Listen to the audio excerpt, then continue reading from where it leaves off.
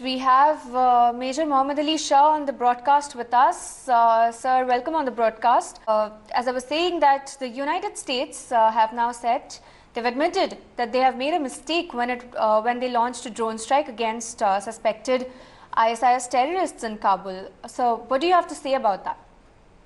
See, if you remember on 30th August, I was there in your morning bulletin and I mentioned the same thing that, as for my analysis, I somehow don't find the US report very credible because having operated drones on ground and also having users sniper on ground, I know the different tactics and the different procedures involved and the accuracy of both the equipment.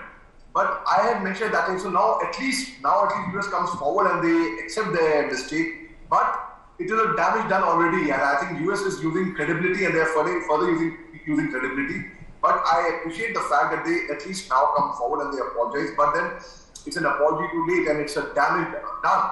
Because when they got information of a white Toyota Corolla, they tracked it for 8 hours. And after that, they bombarded it with the help of a drone.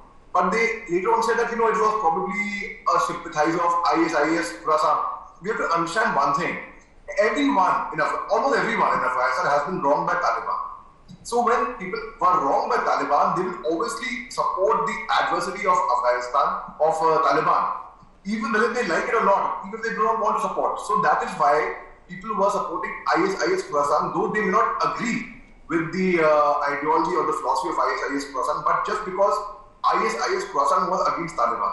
So now when they see that earlier they said, perhaps the driver and the other people were sympathizers of ISIS Khorasan, that way it's obvious everybody would be a sympathizer of anybody who's against Taliban. So at least now US comes forward and they accept the folly, and I appreciate the fact that they had the courage of conviction to at least come forward now and accept them. Right, sir. Major Mohammad Ali Shah, as you have rightly said that the damage has been done. Yes, of course, they have taken the accountability, but the civilians have been killed. So, except for the apology now, what do you think US should do? What should be the next step? Well, they have no face to show as it is now. It's like, you kill it's exactly not like it is. You kill a man and then you say sorry. If you crack something, fine, you can still repair it. But when you break something, it cannot be redone thereafter.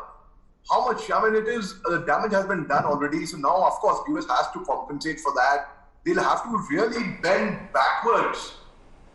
Even after bending backwards, they would not be able to repair the irreparable damage. So there's nothing one can do much about it. But yes, at least they came forward and they apologized for their mistake. In fact, General Mark Milley, the chairman of the Joint Chief of Staff Committee, had told 2 days after the attack that it appeared to have been a righteous strike by at least one of the 2 people.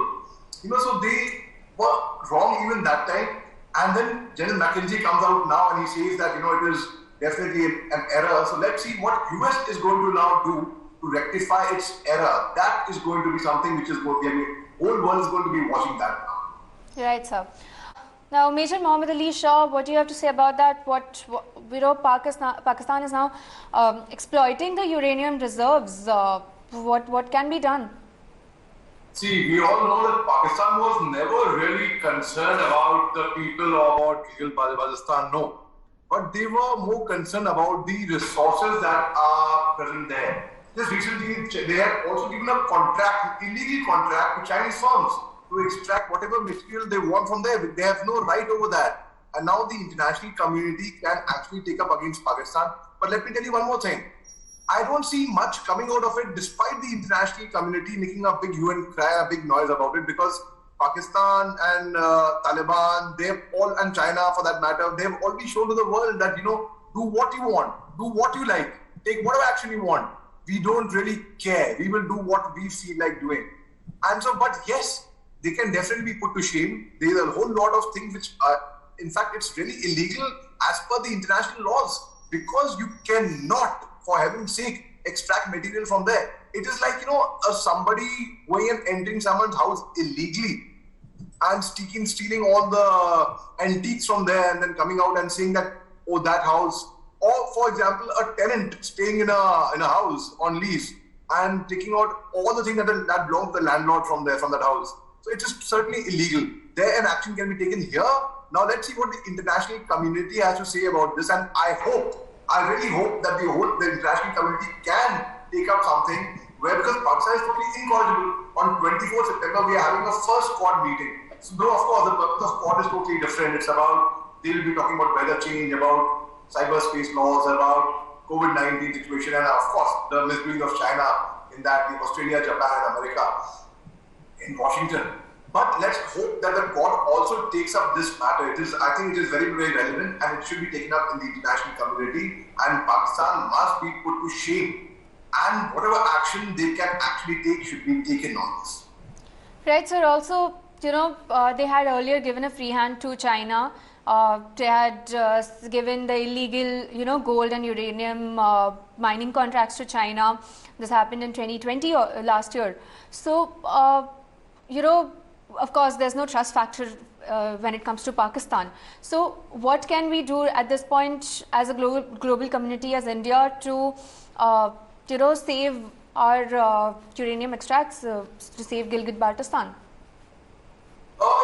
As I told you, nothing much. Unfortunately, I don't see much coming out of it, because they know very well that an action can be taken. But what action? When the international community altogether could not take action against a global terrorist like Maulana Masood Azhar, it took months. In the UN General Sound Security meeting on 9th March 2019, there was a proposal to give him the global terrorist tag, but China put its foot down, and it took months and months to get him the global terrorist tag. So when nothing can, and despite getting the tag, nothing much can be done. Nothing could be done. Taliban has proved it that, we'll get Sirajuddin Haqqani as an interior minister, do what you want. So nothing much could be done on that. Here also, I frankly do not see, I really hope, I wish something could be done, but just arm twisting. This is like, do what you want, but we will do what we have to do. So I really hope at least the global community is watching this, the international community is watching this, and at least the least one can do is they can be put to shame. It amounts to nothing but theft, actually. As I told you, it's like, entering someone's house and taking out all the antiques and the precious valuables from there. It's just that way. So I hope they are put to shame. Right, sir. Taking this question to Major Muhammad Ali Shah also, sir, what do you think is, Pakistan planning? What are they, is it a nexus with China that they are trying to, occupy the entire area? What exactly do you think are they planning at this point? 100% they have a nexus with China, and if you remember a couple of months back, just not even about a month or two back, there were protests in that same area about the drinking water.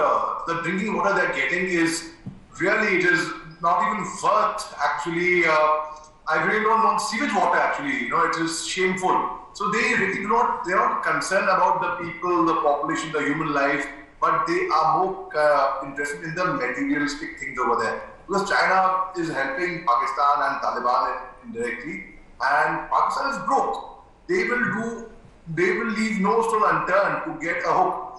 2,000 contracts, over 2,000 contracts to Chinese firms to come and do what they want, come and plunder with their national resources to a land which doesn't even belong to them. They have no right to give it to them. So what is Pakistan planning? Very good answer. I'll give you in one word. They are planning terror. That's the only thing they are good at. Terrorists, you don't have to terrorize people by only guns and bullets. You can even terrorize people by saying, you enter their house and you go on plundering their belongings and say that, so you end up terrorizing people. That is what Pakistan is actually planning. That's the only thing that they know, IT, international terrorism. So of course they have an access with China, and China is also keeping a hawk's eye on Afghanistan to set up a colony inside Afghanistan. I mean, how ridiculous is that? So definitely China and Pakistan together, their governments are not concerned for the people. Let me tell this to you. They really don't care. Right, sir. Thank you for joining with us on the broadcast.